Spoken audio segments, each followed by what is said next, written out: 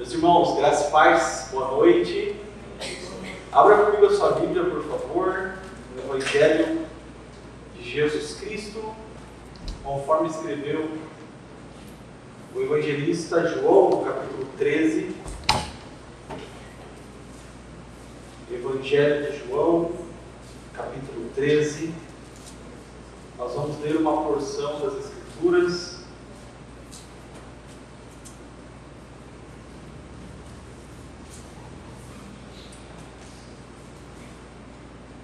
Minha versão é NAA, Nova Almeida atualizada, não sei se é a mesma. Os irmãos acharam bem?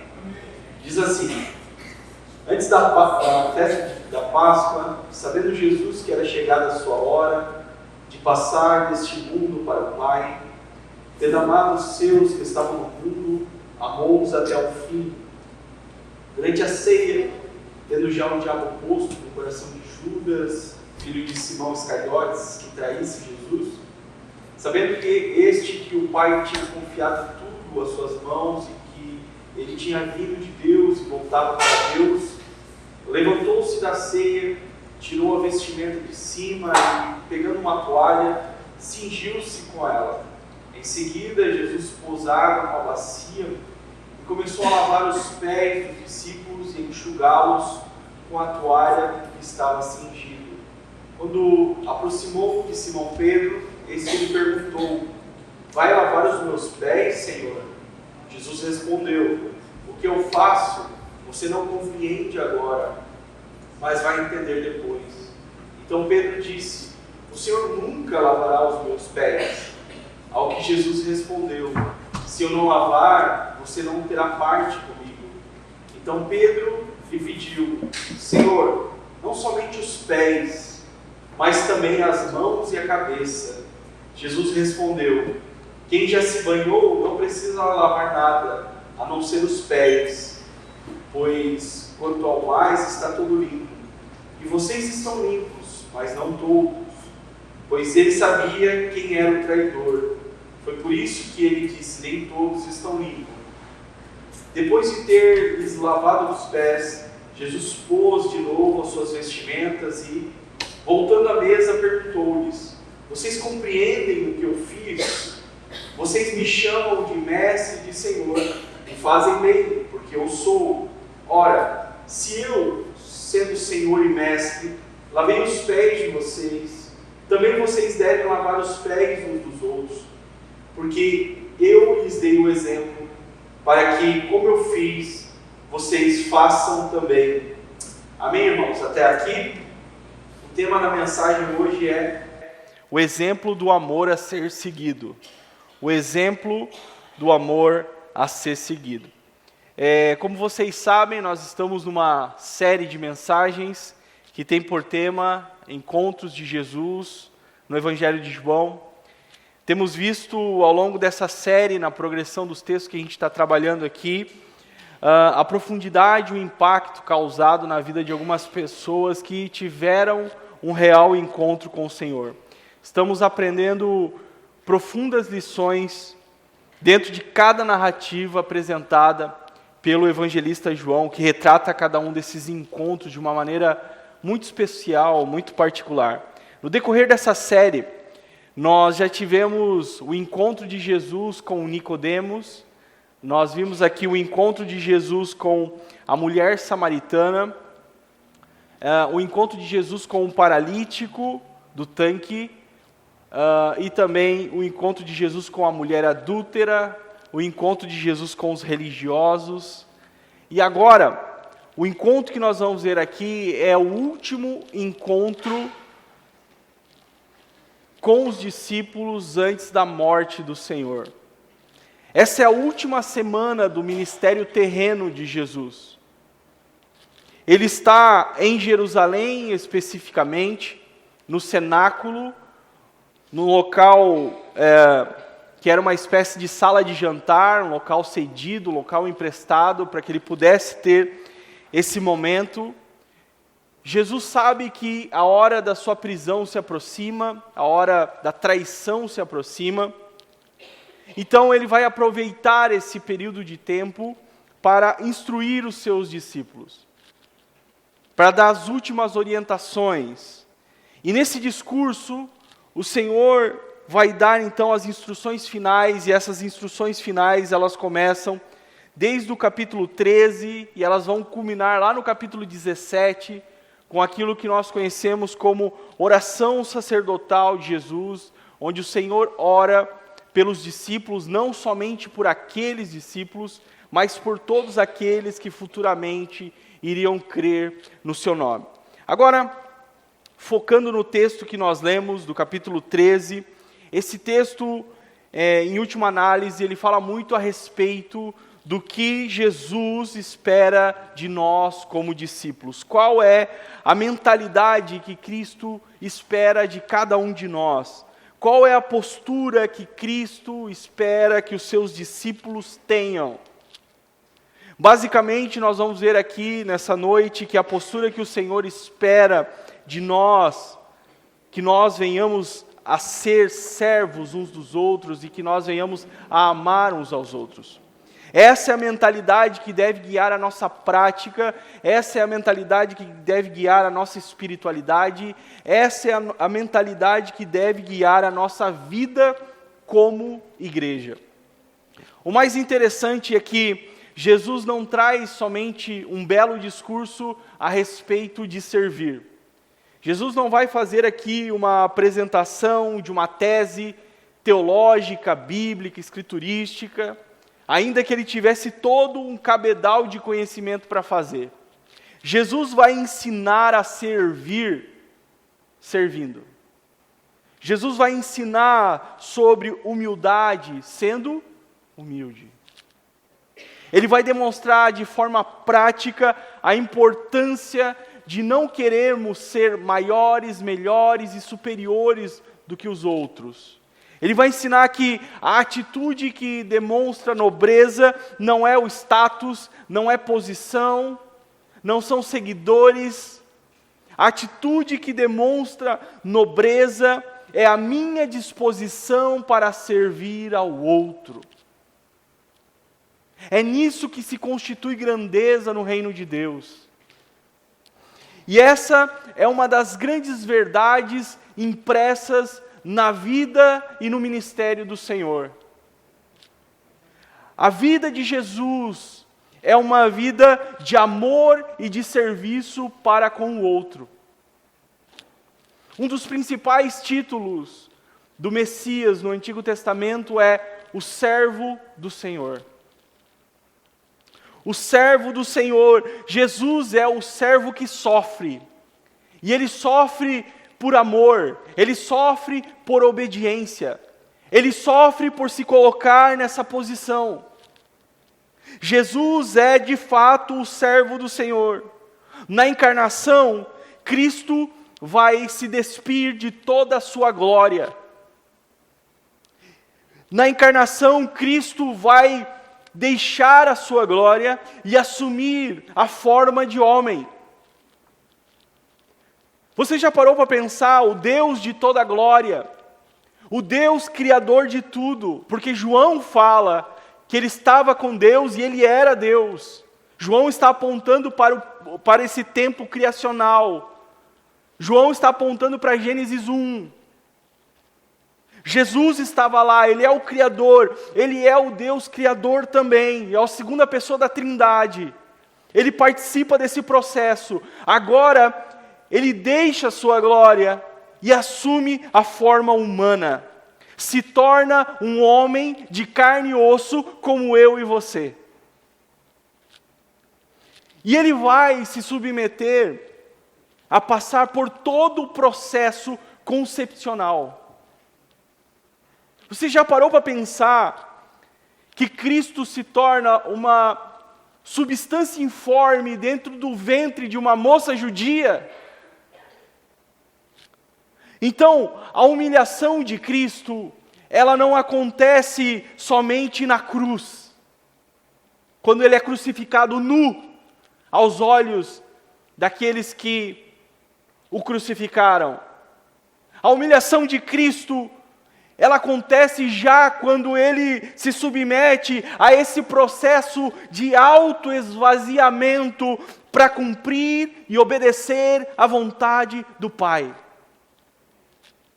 Não bastasse tudo isso, se submeter a esse processo, na encarnação, quando Jesus está aqui, andando por essa terra, vivendo nessa terra como homem, ele vai viver uma vida de humildade, obediência absoluta, e uma vida de serviço para com o outro.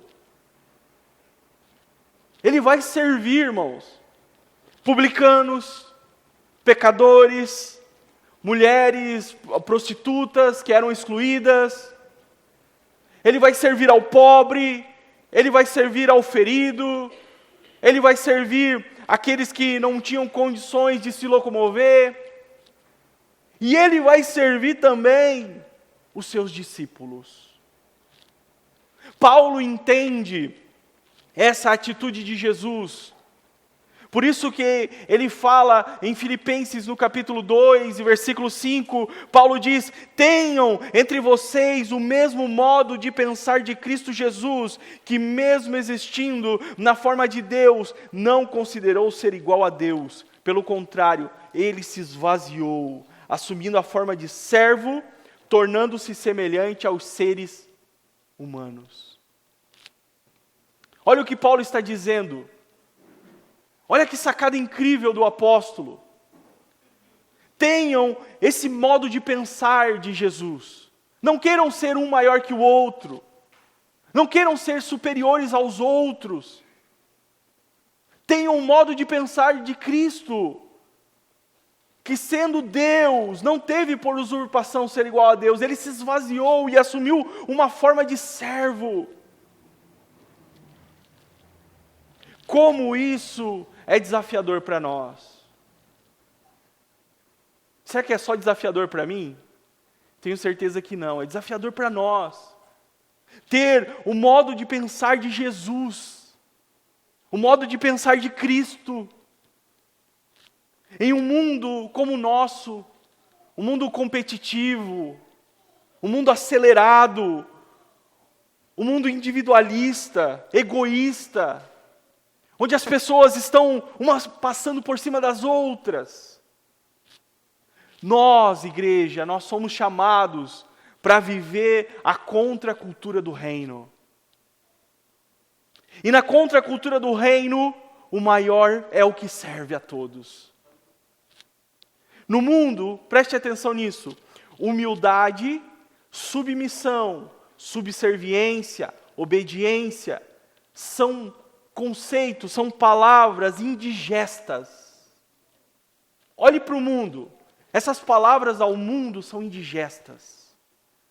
Mas, para nós, filhos de Deus, discípulos do Senhor, essas palavras, esses conceitos precisam estar na nossa vida diária. E é isso que Jesus vai nos ensinar no texto que nós lemos. Ele vai fazer aqui o que nenhum rabino fazia. Nenhum mestre,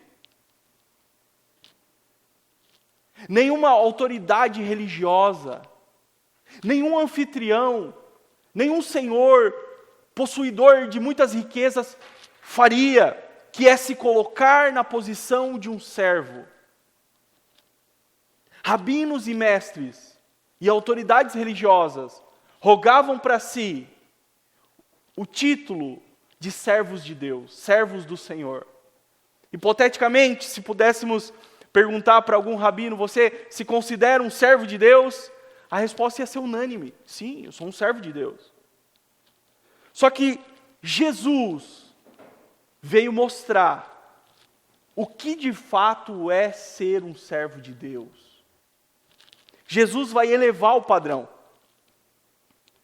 Então, o que é ser um servo de Deus na perspectiva de Jesus? O servo de Deus, na perspectiva de Jesus, é alguém que está disposto a servir a todos. Alguém que está disposto a servir o seu irmão. Por quê? Porque eu não posso dizer que eu sirvo a Deus se eu não sirvo o meu irmão. Porque não existe verdade para com Deus sem a verdade para com o meu irmão. Não existe. Não existe verdade para com Deus sem a verdade para com o outro. E é isso que esse texto vai nos propor. No versículo 1 diz que, antes da festa da Páscoa, sabendo Jesus, mantenha a sua Bíblia aberta, por favor. Antes da festa da Páscoa, sabendo que Jesus era chegado a sua hora de passar deste mundo para o Pai, tendo amado os seus que estavam no mundo, amou-os até o fim. Isso aqui é maravilhoso, não é? Jesus os amou até o fim. Isso aqui, irmãos, mostra o coração do Senhor, disposto e disponível a amar os seus discípulos, aqueles que o seguiam, mesmo sabendo o que estava prestes a acontecer. Na encarnação, quando Jesus encarna, quando o Verbo encarna, o Senhor não perdeu a sua onisciência. O que é onisciência? Basicamente é o poder de saber todas as coisas. Então, ele conhecia cada um deles.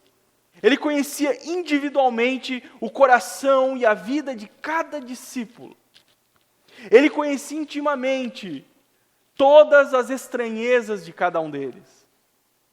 As estranhezas externas, né, o Pedro, um falastrão, que fala a hora que é para ficar calado. O Tiago e João que querem colocar fogo em Samaria, né? Abençoados, queriam colocar fogo em Samaria. O Tomé duvidoso. Jesus conhecia as estranhezas externas. E também ele conhecia as estranhezas internas. Ele conhecia o medo de cada um, a insegurança de cada um, o trauma de cada um, os bloqueios de cada um. E mesmo sabendo de tudo isso, irmãos, sabendo que estes iriam lhe abandonar, sabendo que estes iriam fracassar, no momento mais derradeiro do ministério de Jesus, os discípulos iriam dar para trás, iriam abandonar. Mas o texto diz que o Senhor os amou até o fim. O texto grego aqui aponta para o amor extremo. Foi um amor extremo, mesmo sabendo das limitações, mesmo sabendo das mazelas, das dificuldades, das fraquezas, mesmo sabendo do coração orgulhoso de cada um deles, o Senhor os amou. Ou seja, Cristo não os renegou. Cristo não desistiu deles. Cristo não abandonou eles. E graças a Deus por isso. Graças a Deus porque Cristo não desistiu. O amor do Senhor é um amor perseverante. Ele não desistiu. O que seria desses discípulos se o Senhor tivesse desistido deles? O que seria de mim e de você se o Senhor tivesse desistido? O que seria da humanidade se Cristo tivesse desistido dela? Você consegue visualizar essa cena? O Senhor Jesus carregando a cruz, na Via Crucis, e de repente, Ele olha e diz, não, já chega, eu não vou. Não, eu já tenho bastante. Eles são muito teimosos, eles são obstinados, eles são mentirosos. Não, eu já tenho o suficiente, eu não preciso de mais nada. O orgulho domina eles. Eles são inconstantes. Você já imaginou Jesus fazendo isso? Sabe por que Ele não fez isso? Sabe por que o Senhor não agiu dessa forma? Porque o seu amor é perseverante. Sabe por que Jesus não agiu dessa forma? Para nos dar o exemplo. Para nós, discípulos, nos tornar como Ele é. Alguém que ama verdadeiramente. Alguém que ama de fato, com amor perseverante. Por isso, igreja, Cristo não quer apenas cobrir você com seu amor, Cristo quer transformar você em amor. E esse amor a qual Cristo veio nos ensinar, não é um amor em si mesmado, não é um amor individualista, mas é um amor que se derrama em prol do outro. Esse amor, ele precisa ser evidenciado em nossas vidas. Na sequência, o texto diz, preste atenção, no versículo 2, durante a ceia, tendo já o diabo posto no coração de Judas, filho de Simão Iscariotes, que traísse Jesus. Olha só, o versículo 2 retrata um cenário de alerta para nós. Aqui temos um discípulo que andou com Jesus, ouviu os ensinamentos dele, ceiou com o Senhor, foi onde o Senhor ia, ele ia também, participou por 3 anos, o Senhor Jesus participou por 3 anos na vida desse discípulo. Deixa eu te fazer uma pergunta retórica, você não precisa responder, você precisa só refletir nessa pergunta. Se você tivesse o privilégio de andar por 3 anos com Jesus, de fato, aqui na terra, você acredita que você teria mais fé do que você tem hoje? Se você tivesse o privilégio, a honra, de ouvir os ensinamentos do Senhor em primeira mão,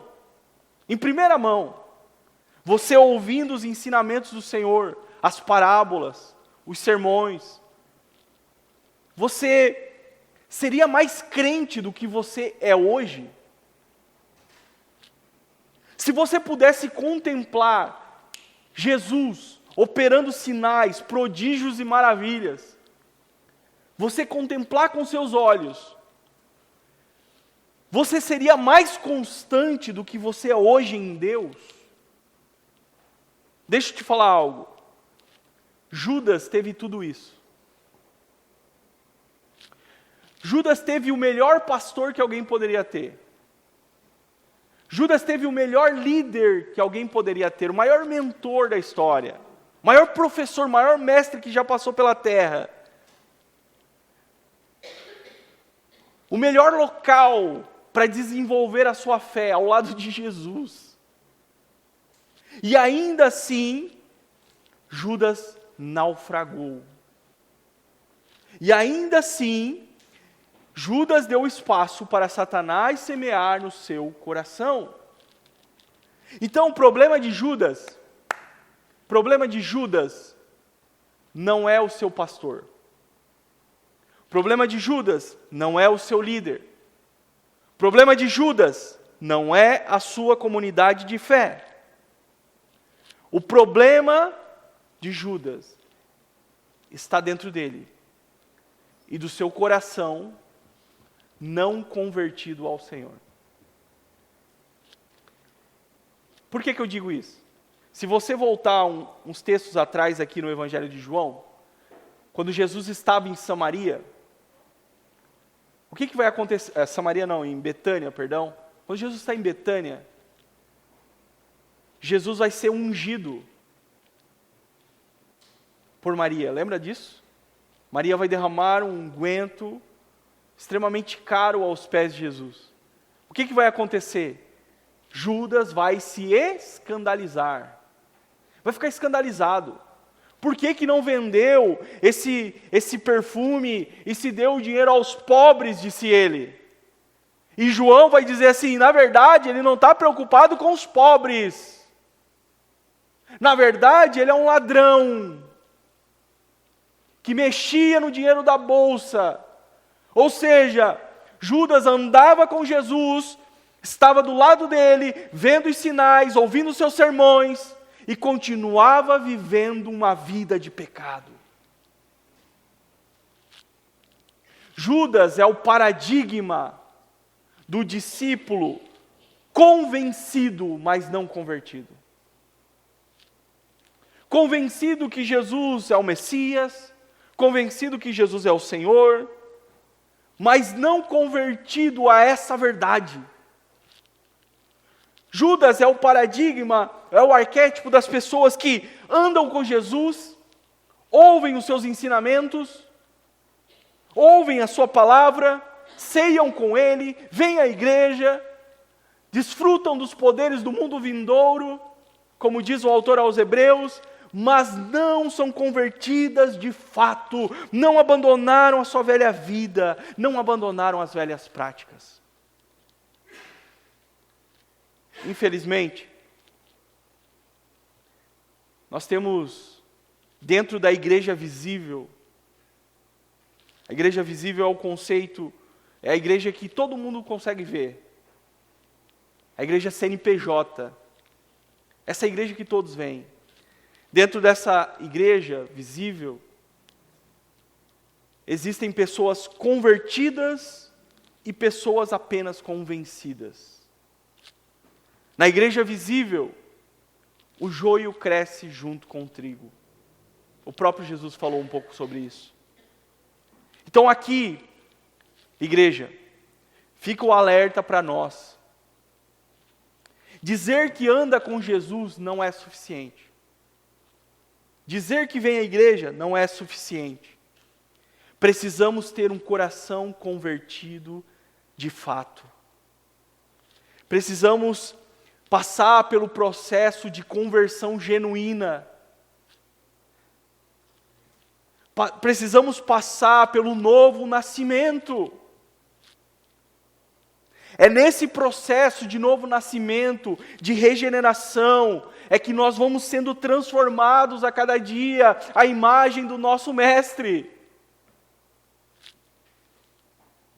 Na continuação do texto, no versículo 3 diz: sabendo este que o Pai tinha confiado tudo em suas mãos, ele tinha vindo de Deus e voltava para Deus, levantou-se da ceia, tirou a vestimenta de cima e, pegando uma toalha, cingiu-se com ela. Em seguida, Jesus pôs água numa bacia e começou a lavar os pés dos discípulos e a enxugá-los com toalha com que estava cingido.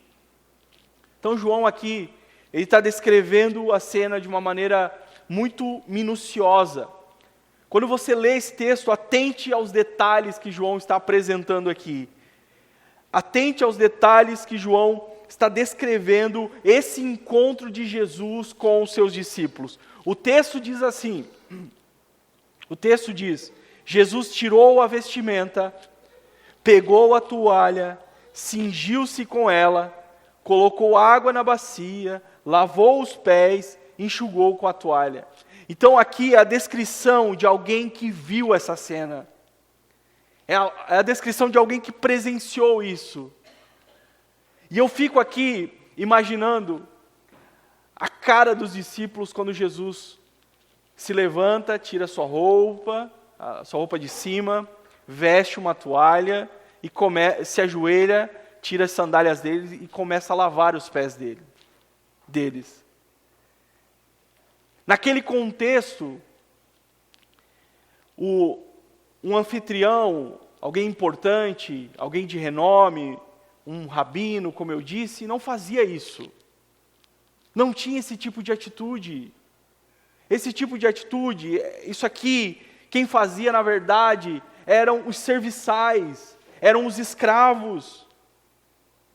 Isso aqui era serviço daqueles que estavam lá para servir a casa, não de alguém que tinha uma posição de autoridade.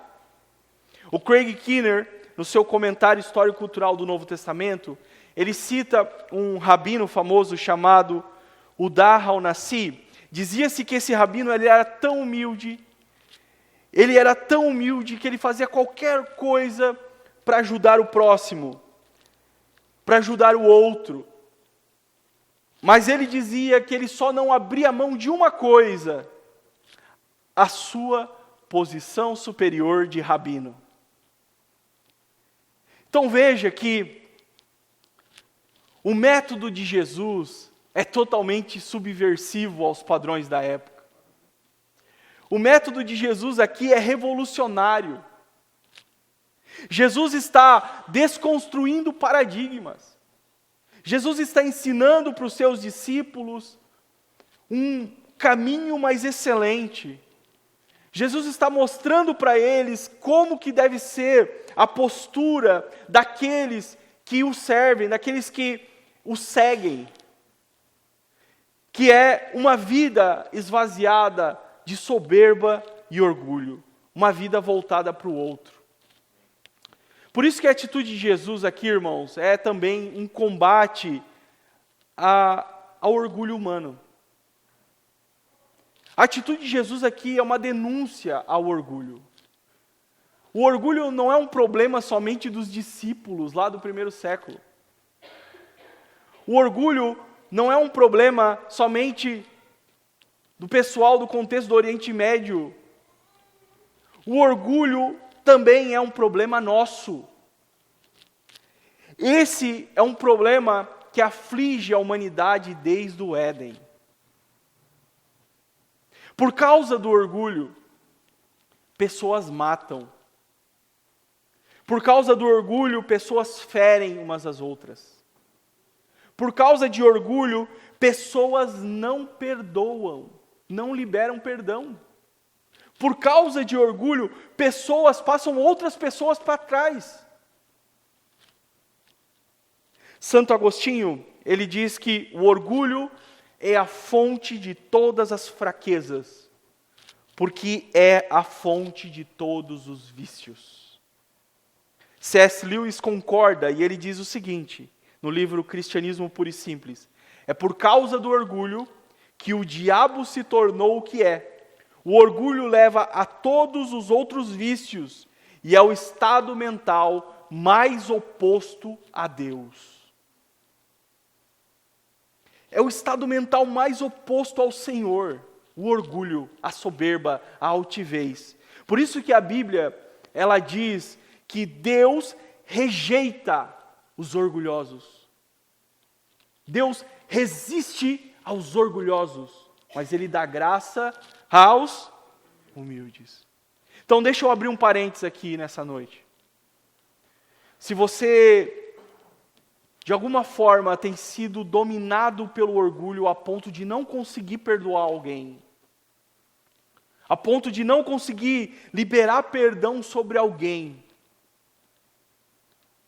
a ponto de não conseguir seguir em frente, porque o que fizeram contra você se tornou uma mancha, se tornou algo na sua consciência, que não te permite seguir em frente.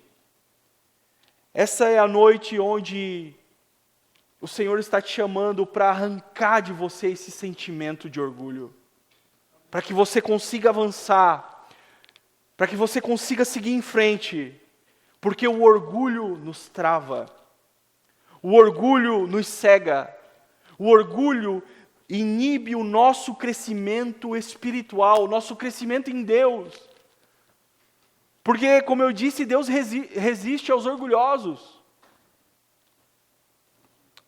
A atitude de Jesus aqui, irmãos, é justamente por causa do orgulho do coração dos discípulos. Olha aqui. É justamente por causa disso que o Senhor vai fazer isso aqui. Justamente por causa do orgulho. O Evangelho de João não nos traz essa informação de uma maneira muito clara, mas quando você lê Lucas, que está remontando o mesmo cenário, contando a mesma situação, lá em Lucas 22, nós temos Jesus também com os discípulos à mesa, e os discípulos arrazoando entre si, discutindo entre si, quem era o maior entre eles?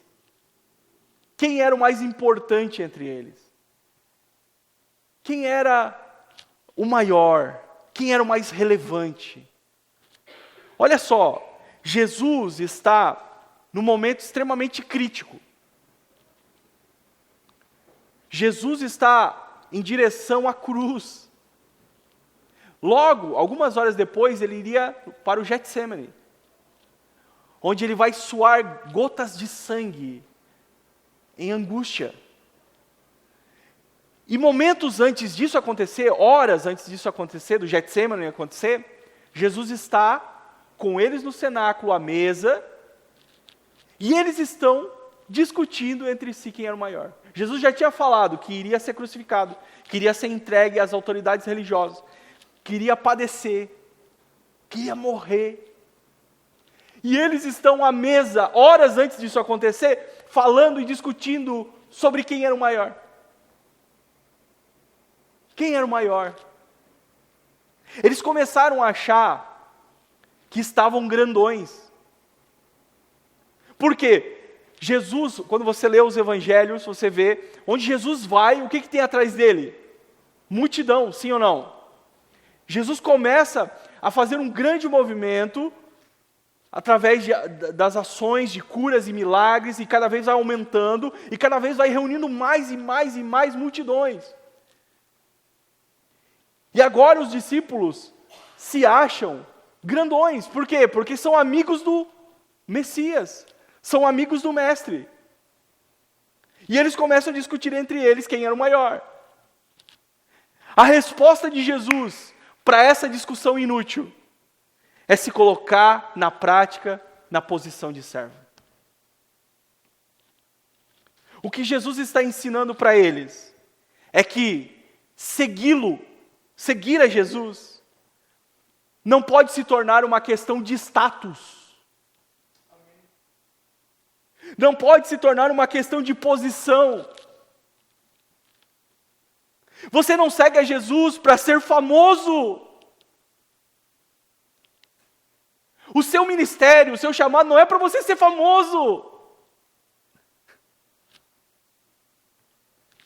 O Senhor não te chamou, sabe, para você ter status, títulos. O Senhor te chamou para promover a fama do nome de Jesus. Não é sobre você, não é sobre status, não é sobre fama. A consciência do Evangelho deve nos levar a uma vida de posicionamento como verdadeiros servos e servas de Deus.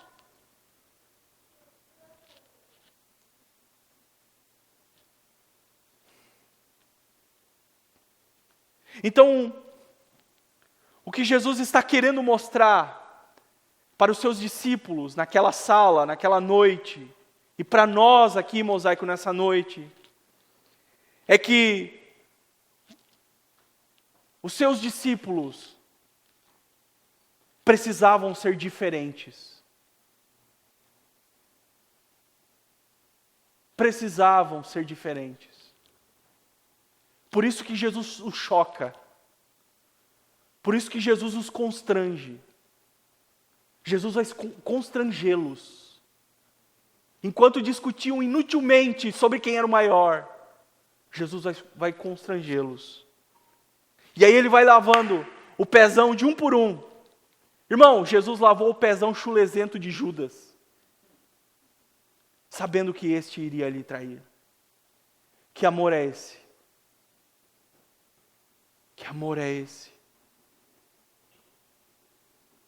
E ele vai lavando um por um. Quando chega em Pedro, Simão Pedro, este lhe pergunta: vai lavar os meus pés, Senhor? É como se Pedro estivesse dizendo assim: não, Jesus, não. Você não é um escravo. Você não precisa disso. Você é o mestre, você é o superior aqui. O Senhor não vai lavar os meus pés, eu não permito. Jesus responde no verso 7: o que eu faço, você não compreende agora, mas vai entender depois. Essa fala de Jesus nos lembra que muitas vezes nós não entendemos o agir de Jesus nas nossas vidas.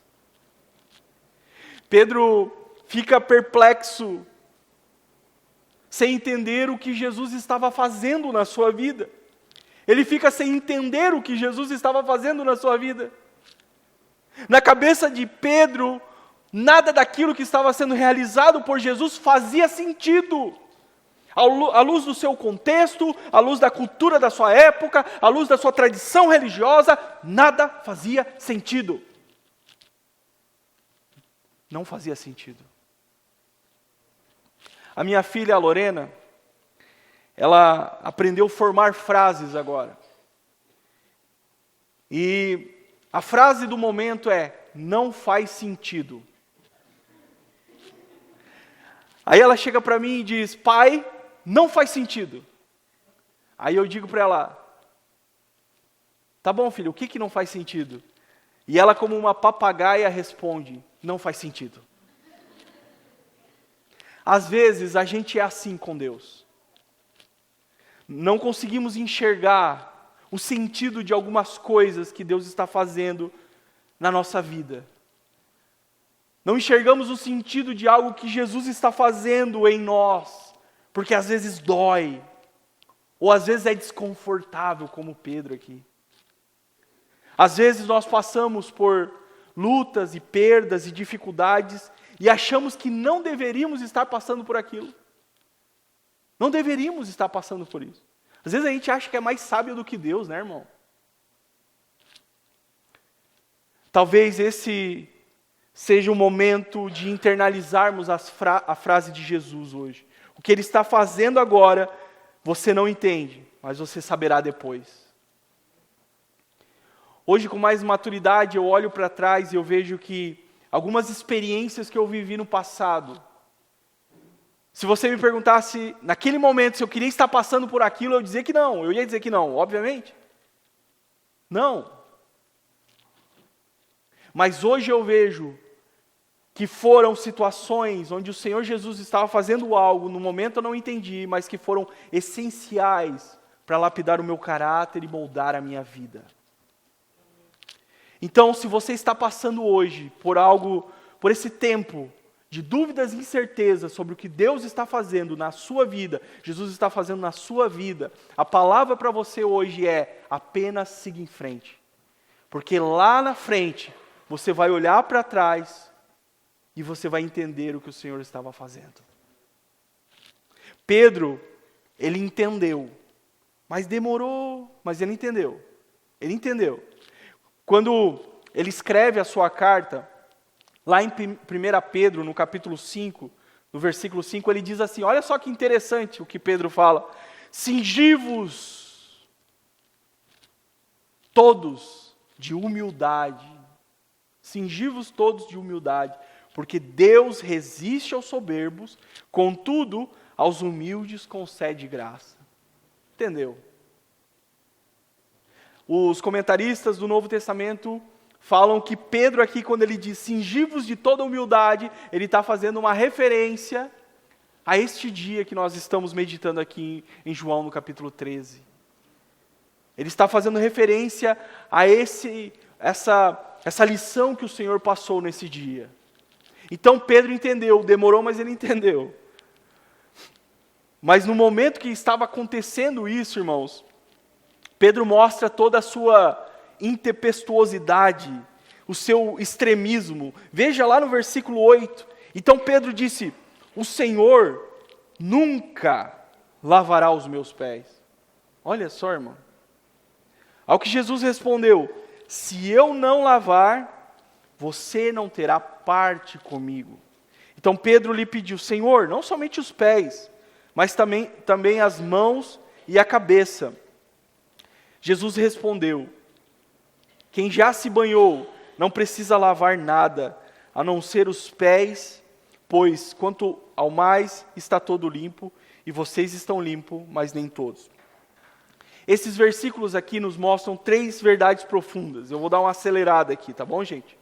Então, primeira verdade que nós aprendemos aqui: precisamos ser lavados por Jesus, para termos parte com Ele. Nenhuma pessoa será salva antes de ser lavada por Cristo, lavada pelo sangue de Jesus. Precisamos ser lavados, santificados e justificados pelo sangue do Cordeiro de Deus.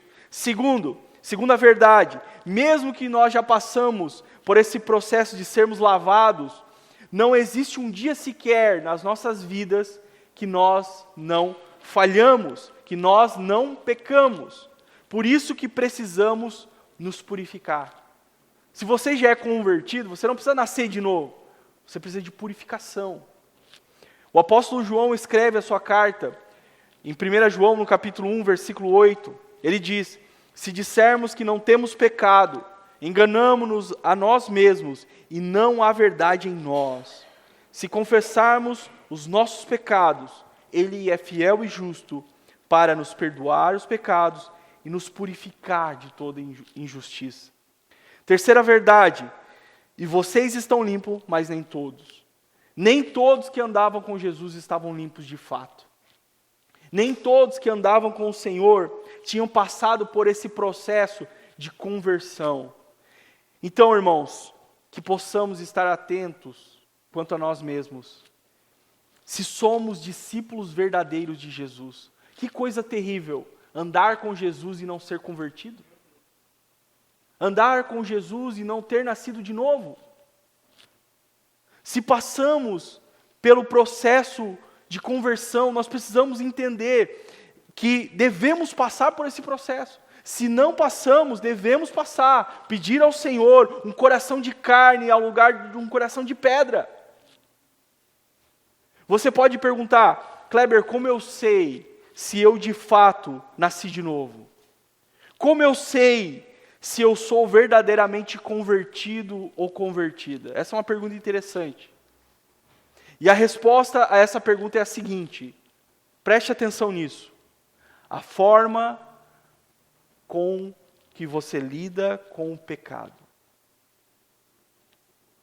Ao ser lavado por Jesus, ao passar pelo novo nascimento, isso não significa que você não vai mais pecar. Isso não significa que você não vai mais errar. Mas significa que agora você está disposto e disposta a declarar guerra ao pecado. Agora você não sente mais o prazer no pecado no sentido de se deleitar nele. Agora, todas as vezes que você falha, agora todas as vezes que você peca, agora o seu coração fica triste, fica entristecido. Você sente temor. Você fica triste com isso. Você não dorme em paz. Alguém já disse assertivamente que após Cristo nunca mais conseguiu pecar em paz.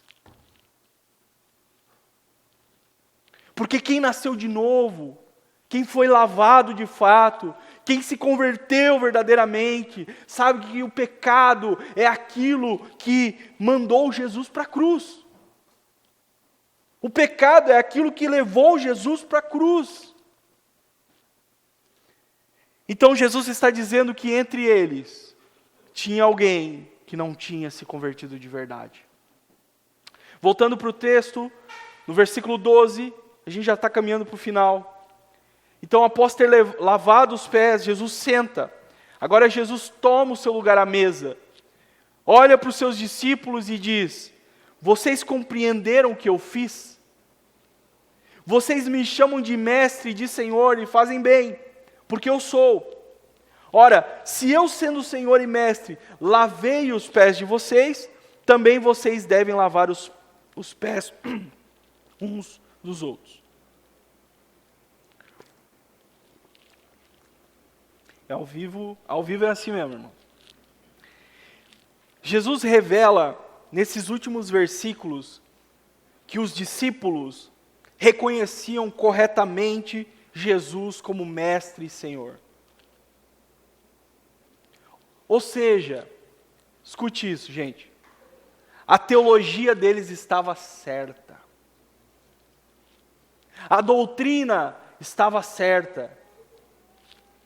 A ortodoxia estava correta. O problema era a prática. O problema era a ortopraxia, que é a prática correta. O problema era a prática em relação àquilo que Jesus já tinha ensinado a eles. Sobre amor, serviço, humildade, amor ao próximo. Então, o que nós precisamos entender é que não basta termos uma boa teologia. A gente aqui na Mosaico, a gente prima pela boa teologia. Para que essa teologia esteja de acordo com as Escrituras, uma teologia bíblica, de acordo com a história, de acordo com a tradição. Mas nós temos que lembrar que não basta uma boa teologia se não estivermos dispostos a viver diariamente o que o Senhor nos ensinou. Se a nossa teologia não nos coloca de joelhos, se a nossa compreensão do Evangelho e de Cristo não nos coloca numa posição de servos, nós precisamos rever os nossos conceitos. Por quê? Porque a igreja não precisa somente de bons teólogos. O mundo não precisa somente de bons teólogos. O mundo precisa de pessoas, homens e mulheres que encarnaram a mensagem do Evangelho e estão dispostos a servir a todos. Jesus continua. Se o louvor quiser subir, pode. Já vamos caminhar para o final. Jesus continua. Versículo 15. Porque eu lhes dei o exemplo para que, como eu fiz, vocês façam também. Olha que legal. A tradição cristã, algumas igrejas dentro da tradição, em alguns lugares, aderiram uma espécie de cerimônia anual, chamada de lava-pés. Talvez você já viu em algum momento. Então se tenta emular o que Jesus fez aqui em João capítulo 13. Em termos estéticos, é até bonito. Eu acho legal, eu acho maneiro. Em termos de tradição, até tem o seu valor. Só que tem um detalhe, quando Jesus fez isso aqui, escute, Jesus não está encenando. Não é uma encenação. Não é uma encenação. É uma lição. É mais profundo. Jesus não está encenando. Quando ele fez isso aqui, ele não está querendo que os seus discípulos fizessem uma vez por ano um ritual chamado lava-pés. Eu disse, é até bonito, é até legal, mas não é esse o propósito. Não é isso que o Senhor está ensinando. O que o Senhor está transmitindo, o que o Senhor está ensinando aos seus discípulos, e o que Jesus requer dos seus discípulos, é que nós venhamos a adotar essa postura de amor e de subserviência para com o outro. Penso aqui, olha só, todos nós aqui, todos nós, lavaríamos os pés de Jesus, sim ou não? Alguém aqui não lavaria os pés de Jesus? Não levanta a mão, pelo amor de Deus. Todos nós lavaríamos os pés de Jesus, não é? E sabe por que a gente lavaria os pés de Jesus?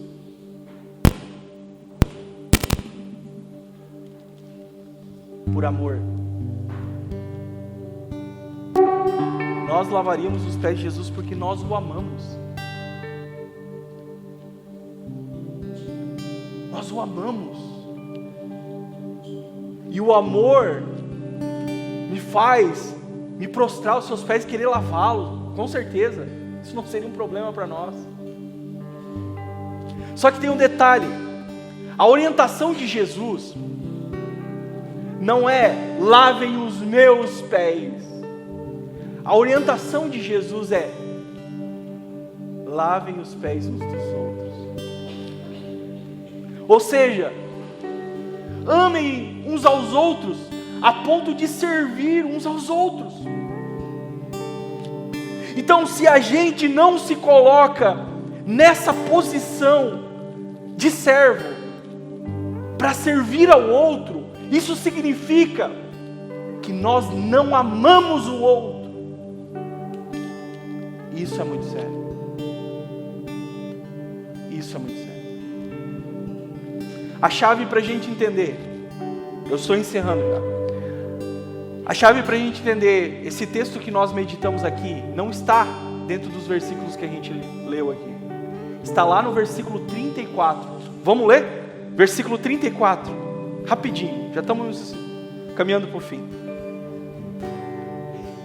O versículo 34 é a chave para a gente abrir o entendimento desses versículos que nós lemos. E olha o que Jesus diz lá. Esse versículo 34 não está fora do contexto, ok? Está dentro do mesmo assunto. Ou seja, não estou distorcendo o texto. Olha o que Jesus diz. Eu lhes dou um novo mandamento, que vocês amem uns aos outros, como eu vos amei. Então,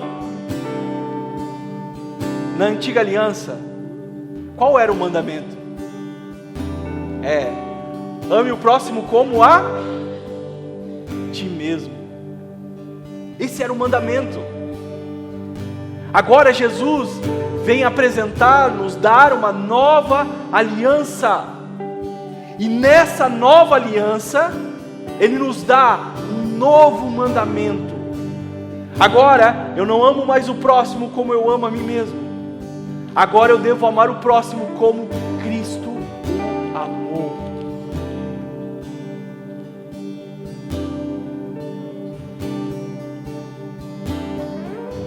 E a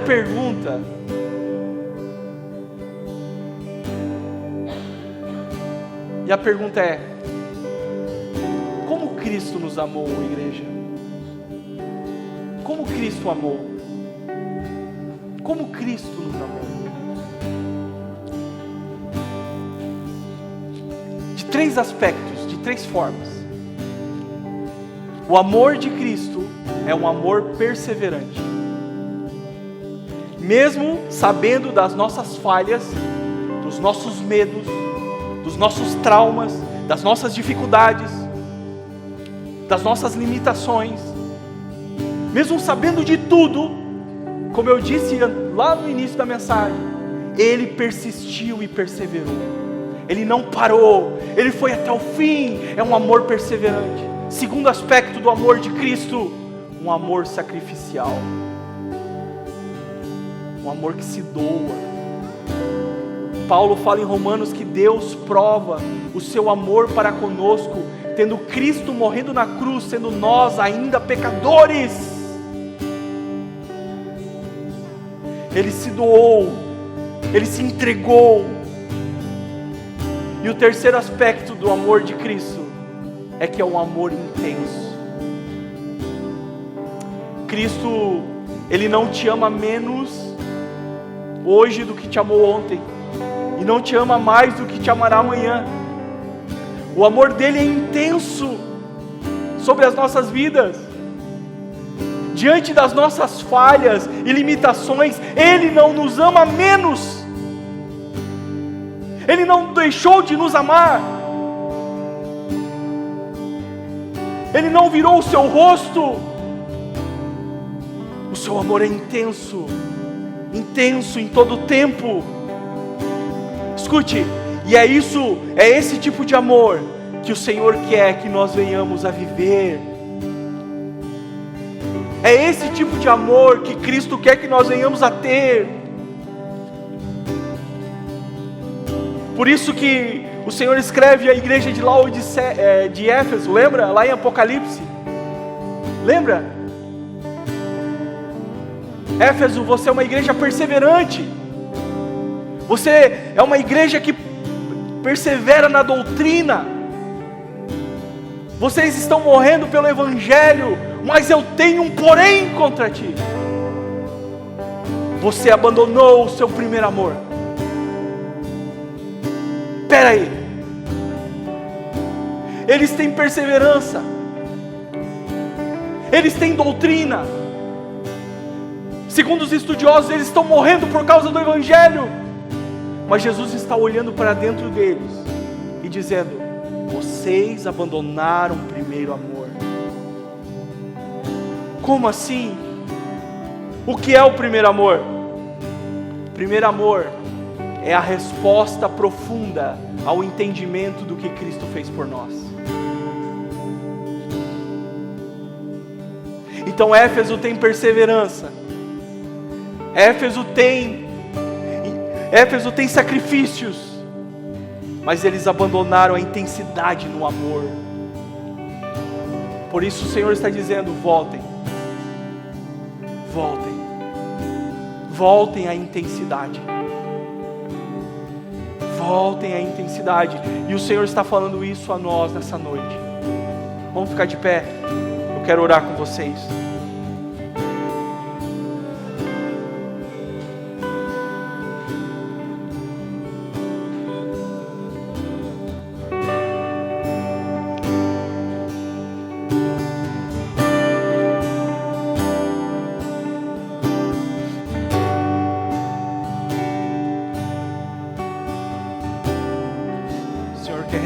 Nessa noite o amor em nós. O Senhor quer restaurar o amor em nós.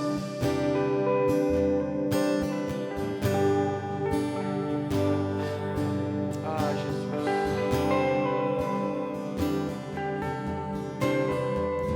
Sim, Senhor.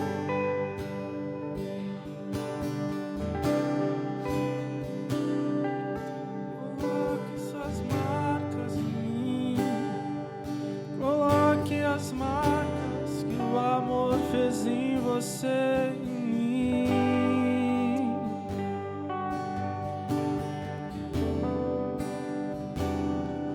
Coloque as marcas em mim. Coloque as marcas que o amor fez em você e em mim.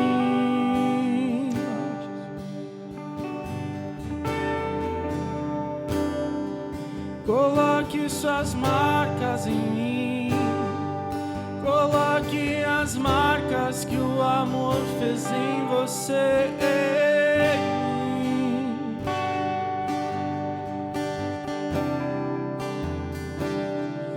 Coloque suas marcas em mim.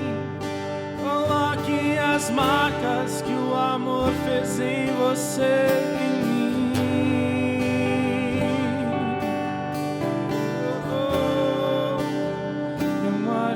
Você me ama é o mínimo que eu poderia fazer por tudo o que você fez por mim. Me amar como você me ama é o mínimo que eu poderia fazer por tudo que você fez por mim. Me amar como você me ama é o mínimo que eu poderia fazer por tudo o que você fez por mim. Me amar como você me ama.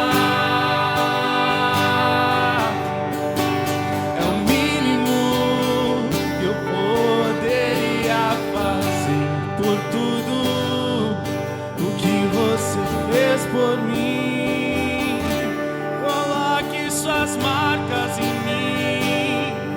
Coloque as marcas que o amor fez em você.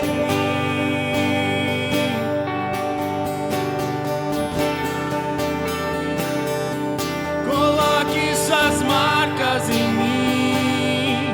Coloque as marcas que o amor fez em você.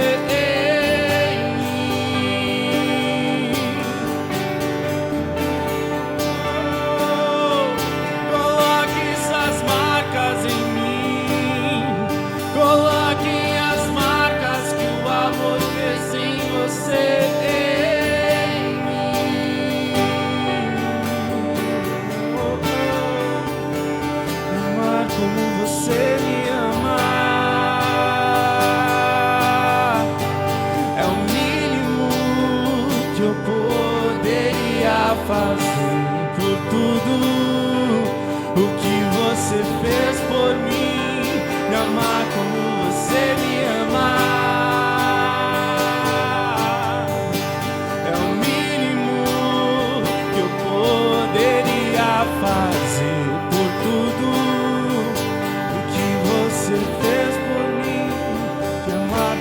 você me amar.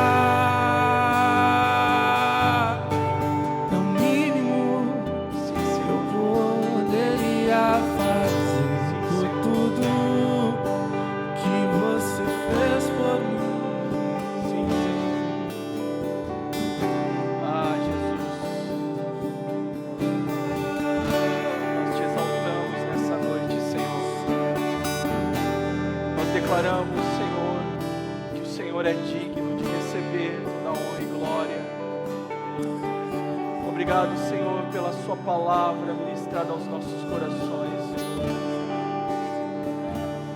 Ah, Senhor, nos ajuda nessa jornada, Senhor, a termos um amor perseverante, Senhor, a perseverarmos em relação ao próximo, Deus. Ah, Jesus, nos ajude a amar de verdade. Nos ajude a amar, Senhor, em intensidade na Tua presença, Senhor. Nos ajude, Senhor, a viver, Senhor, essa intensidade, Deus. Que possamos, Senhor, crescer diante de Ti, Senhor, na Tua presença. Ah, Senhor, que as tribulações, que as dificuldades, que o orgulho, que tudo isso não venha a servir de empecilho, Deus. Empecilho na nossa vida contigo, na nossa espiritualidade, Senhor. Às vezes, diante das circunstâncias, nós queremos desistir. Diante do dia mau, queremos abandonar tudo. Nos ajuda a ser intensos em Ti, Senhor. A viver, Senhor, com intensidade o Teu amor e não ser movidos por circunstâncias. Nos ajuda, Senhor. Nos ajuda a servir e amar verdadeiramente como o Senhor ama. Ah, Senhor, eu oro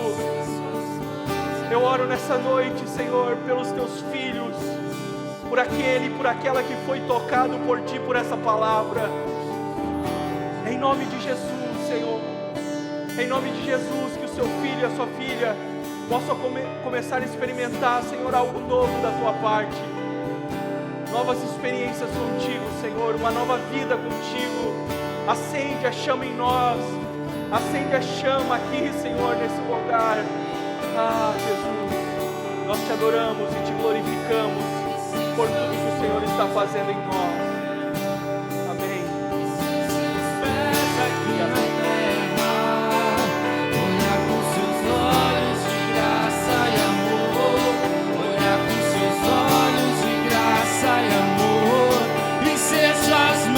Aqui na terra, e ser seus pés aqui na terra, olhar com seus olhos de graça e amor, olhar com seus olhos de graça e amor, e ser suas mãos aqui na terra, e ser seus pés aqui na terra, olhar com seus olhos de graça e amor.